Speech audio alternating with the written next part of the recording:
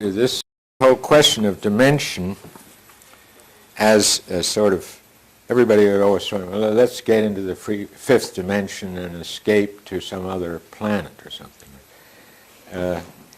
But the fifth dimension, well, let's go back to the third dimension. It was these three dimensions that confine us where we are. If we didn't have these dimensions, we'd be freer. So we don't want any more dimensions. That's the wrong direction.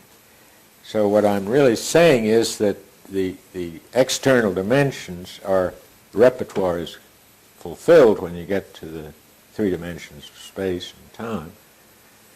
And the next step is to go back, which is to say inward, and use these dimensions in a different way.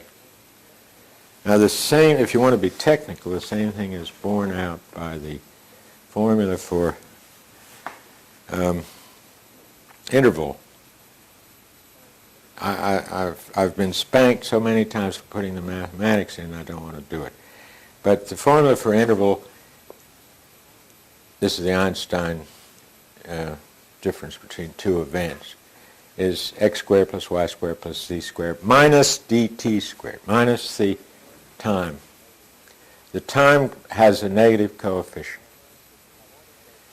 And if you want to go further, you have to have more negative coefficients. You can't have more positive coefficients.